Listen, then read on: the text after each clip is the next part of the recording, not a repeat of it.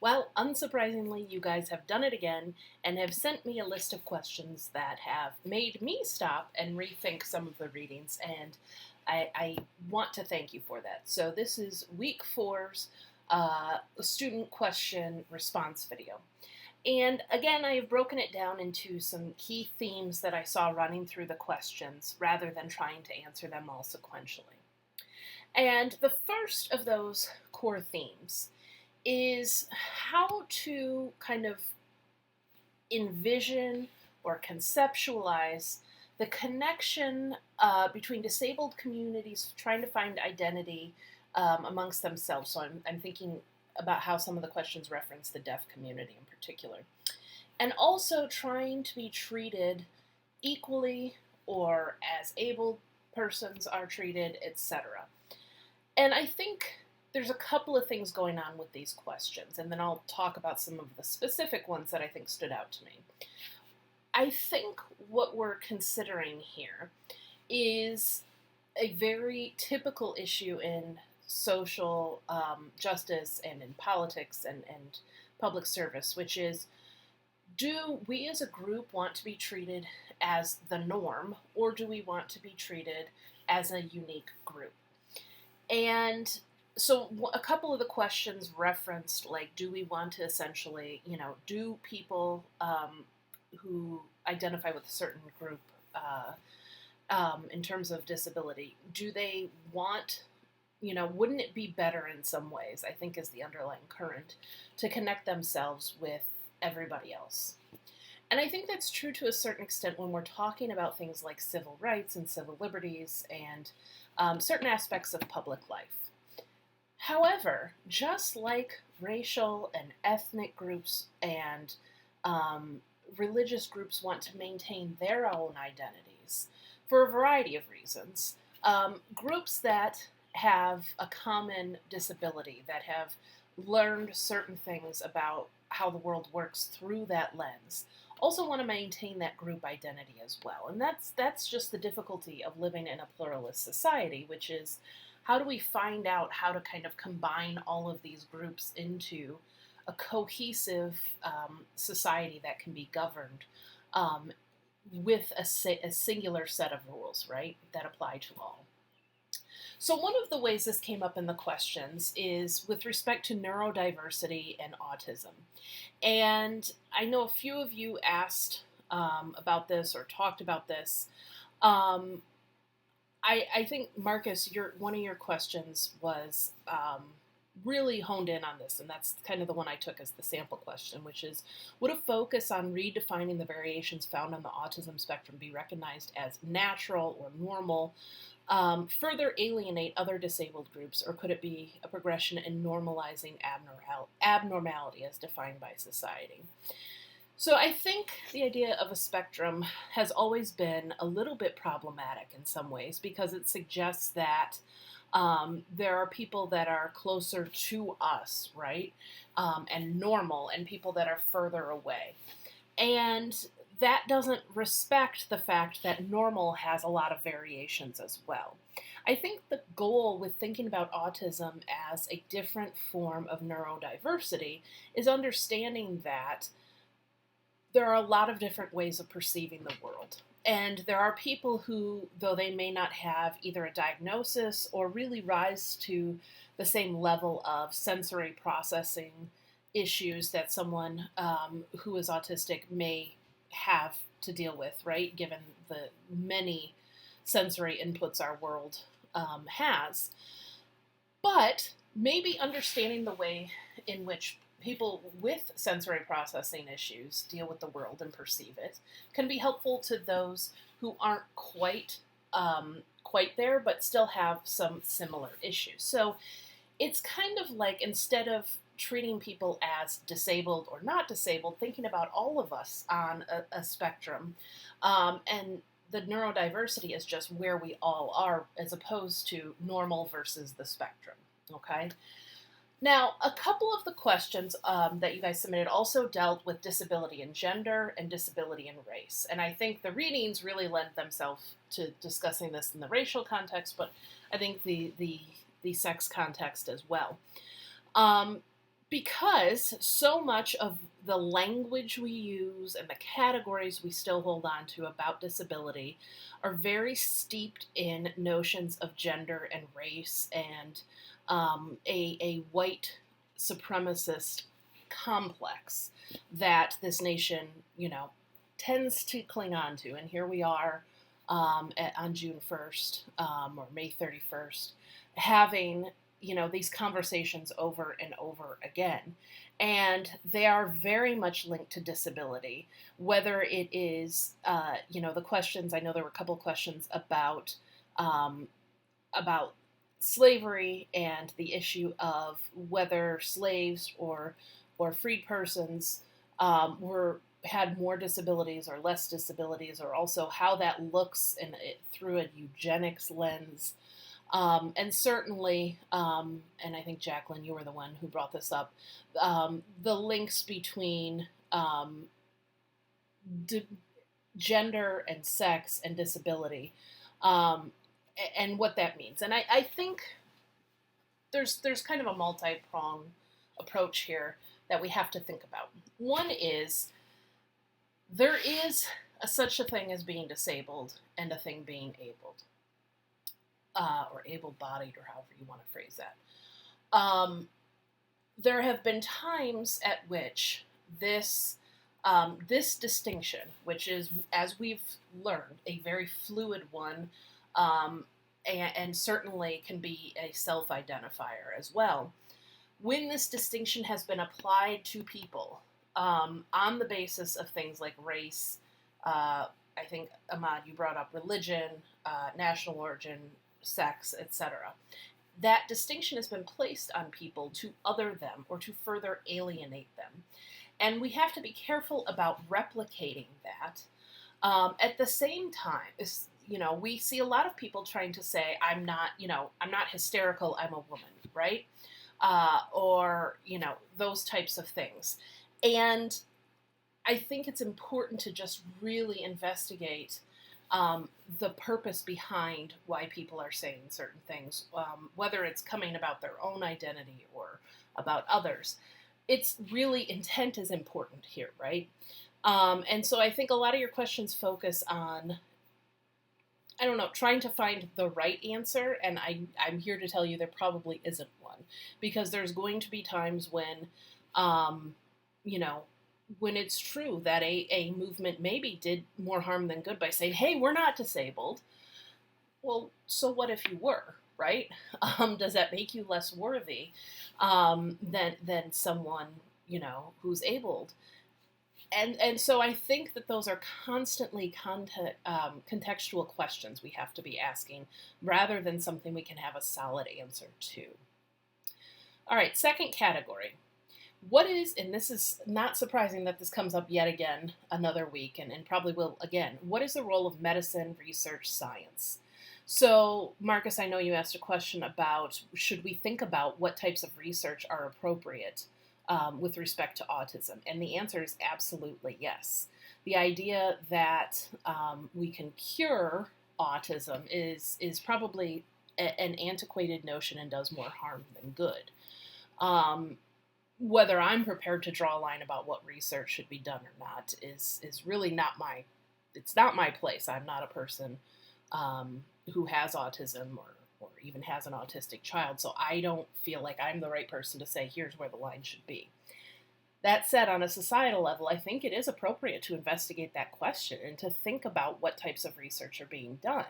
The same way that it's appropriate to think about the types of medical research that's being done as a whole, right? There's a lot of researchers who look at the metabolic system of humans and think about, okay, how can we make people lose weight? And their research is such that if it were to be replicated in real life with humans, would be pure starvation. Is that a good form of research? Is that useful societal research? I don't know, but it's worth interrogating that a little bit. Another way in which this came up in your questions is dealing specifically with chronic illness, and I know exactly why this comes up.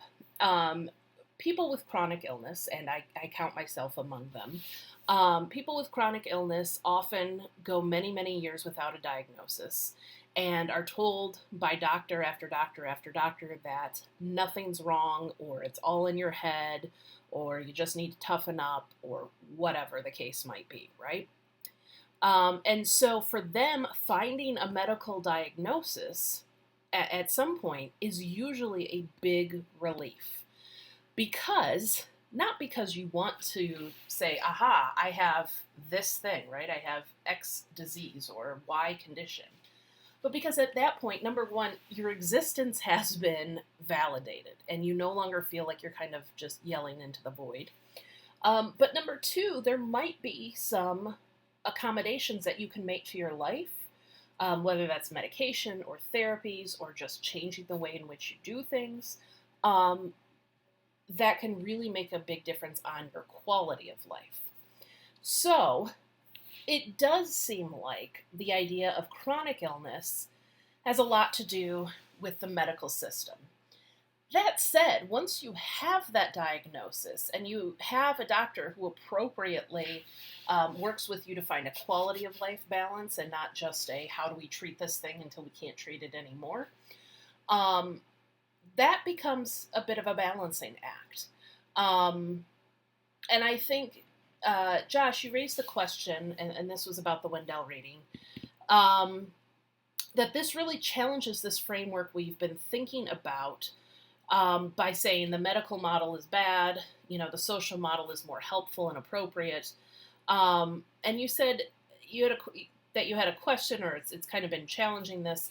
Is it correct to think of medical illnesses as causes of disability? For instance, an individual diagnosed with epilepsy would be considered disabled because he or she may not be able to do work because of the frequency of their seizures that are induced by the epilepsy. Yes and no. So, epilepsy is a medical condition, to be sure.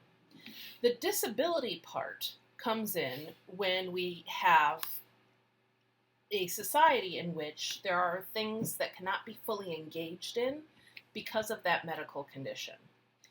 So the social model would have us challenge the fact, not that someone has a medical condition or someone's body reacts differently to light or sound stimuli, but instead challenge the way in which society is set up that puts that person in a bind to begin with, right? And epilepsy presents kind of a hard case here because there are things that, I would say a large portion of society can engage in that people with epilepsy cannot. And they have to, there have to be warnings on things, that this might trigger a seizure and so on.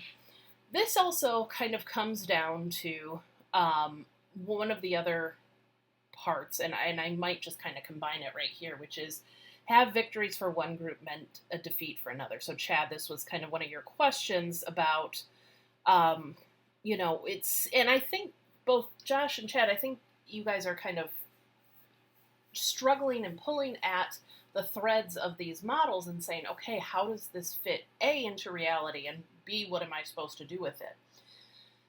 And I think this is also part of the problem, which is, yes, absolutely, there are ways in which victories for one group means a defeat for another, or certain types of victories have meant problems for others. And the Americans with Disabilities Act is kind of rife with these contradictions, not just as a law, but as it is applied in society, right? So the Americans with Disabilities Act is an attempt, not a perfect attempt, but an attempt to give people with disabilities equal access to the various parts of public life: employment, education, public accommodations, and so on. At some level, to be covered by the Americans with Disabilities Act, you have to engage, number one, in the medical model of disability, because that's how the Act is written. The Act is very much written in a medical condition that causes these issues type language. So that's one problem right there.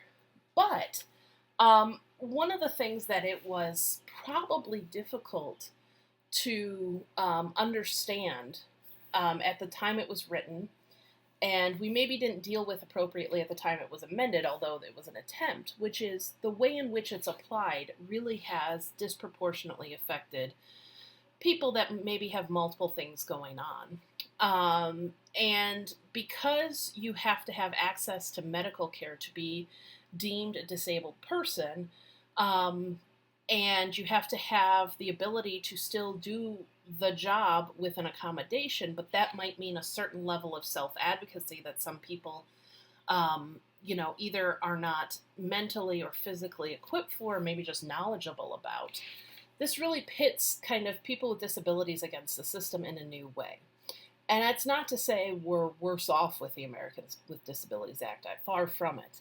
But if you have to self-identify, you have to self-advocate, you have to get a medical diagnosis, and then and only then may you be entitled to an accommodation or consideration as someone with a disability, then that's going to limit the number of people who are able to access that protection. Whether that's because of lack of medical coverage or whatever. So it's at one point securing legal rights, and at another point limiting what we conceive of as a protected disability or a protected individual, right? So yeah, absolutely there are trade-offs. Now I'll save some of that for the questions that I'm sure are coming about the ADA in particular, but that's probably the best example of it. And then we had some questions about societal expectations. I think, Anita, a lot of your questions have to do, Anita and Fatima, I think both, a lot of your questions have to do with either funding or labeling, and I think that somewhat fits into some of the stuff we've talked about before. But Fatima and Marcus, you both talk about how is it that Autism Speaks is able to continue doing what it does while kind of the world seems to be very supportive. I think there are a few things going on. One is that people just don't know. And whether that is willful ignorance or whether that is just lack of information being shared about this, and maybe a combination of both, that continues to happen. People continue to not understand that organizations like Autism Speaks are probably not best suited for the work that they have claimed to do. So I think that's a big part of it, and people want to support, causes, and they maybe know someone who is autistic or has an autistic child, and they know that it's hard to navigate, whether it's the educational system or any other system in our society. And so they say, let me throw money at this cause in the hope that it will someday alleviate this person's suffering, without thinking about where that suffering is actually coming from and whether this organization is actually doing much good with that money. Another way in which this happens, which we haven't had a whole lot of time to talk about, is Goodwill Industries. So a lot of us, would donate our clothes or books or whatever, or even money to Goodwill Industries. And one of the promises of Goodwill Industries is that they train disabled people to have jobs, and they give them jobs. But a lot of those jobs are low wage, high hour, sometimes physically demanding jobs that are not the type of jobs we would probably support if we knew about it when we donated to Goodwill Industries. So this is not just an Autism Speaks issue, but they are one of the bigger problematic entities as of late. And I think that it's good that people are recognizing that, but it's going to take some more awareness about the way in which they sideline people with autism and use fundraising messages that really take away from their identity and individuality and legal personhood in many ways. One other slight question on this. Jordan, you mentioned Essentially, what can local state governments do better to accommodate people with chronic illnesses? Besides crisis intervention, can the built environment be improved to better accommodate people with chronic illnesses? Yes, absolutely. Whether this is true, of all people with chronic illnesses or not, but there are ways in which the environment of public service and public accommodations can be much more accommodating. And we're going to talk about some of that as we move into universal design. But actually bringing in people throughout the design process and getting their feedback, even simple things that people don't think about, like the way in which chairs in a waiting area can be welcoming or really kind of just throwing up the middle finger to someone who has a disability. I think people tend to overlook that because they're like, okay, well, A, we probably need a cheap solution, and B, we need to just figure something out that looks decent. But when you have chairs that don't fit people or, give people discomfort, exacerbate underlying conditions, etc., whether they're working there or just visiting or a member of society, coming there to do business, that sends a message right away. Bathroom facilities are another thing. Break room facilities for people who work there. Businesses are getting a little bit better by mandate of the law in doing things like providing lactation rooms for lactating persons who need that space and not pushing them into a bathroom or a kind of dingy back office. So I guess that also flows into your second question. A little bit less mental health, but kind of what are some success stories at the state or federal level where conservative legislature or administration was convinced to do something. But your question is about mental health spending. I wish I had some really good ones here. What I will say is there is the promise of this happening. Both the Americans with Disabilities Act and the amendments that rolled back some of the bad ways in which the courts were interpreting the ADA too narrowly were done with at least one branch of Congress, at least one House of Congress being held by Republicans, and a Republican president signing off on it. The first Bush presidency was the ADA, and the second Bush presidency was the amendments. So it is absolutely possible for this to happen with a conservative president and even with a conservative legislature. It takes, though, a kind of re-envisioning of the work that needs to be done in a way that makes sense for a more conservative ideology. And usually that takes the form in how can we help businesses or help people get back to work? Because that is more closely aligned with Republican or conservative ideas. So on a federal level, I can speak to those. On a state and local level, that can be a little more difficult. Sometimes it happens. An adaptive park is a really good thing for all persons.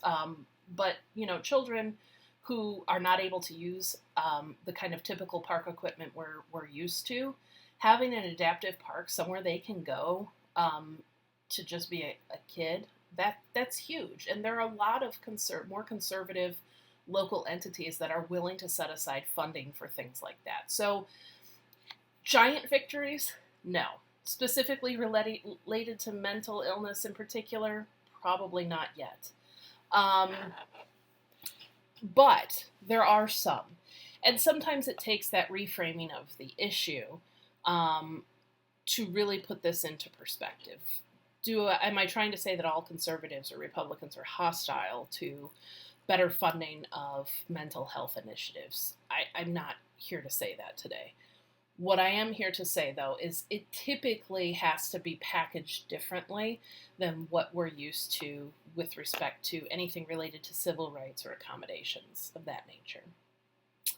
All right, that is all for this week. I look forward to reading your next set of questions. As always, great job. And I know things are tough out there now. So I want you to know, first of all, that I'm thinking of all of you and how you're coping with this kind of crazy world pandemic, upon social unrest, upon the racism that just permeates our society. I know it's difficult, and I know that sometimes it can be the last thing you want to do to kind of wrap up your schoolwork. So I appreciate you guys putting in the effort. It also keeps me intellectually honest to have to read through your questions and respond to them. And I hope you're getting as much out of this as I am, because I really am. And I've been bragging to some of my other fellow professors about what a great class you are. So there's that as well. All right, take care.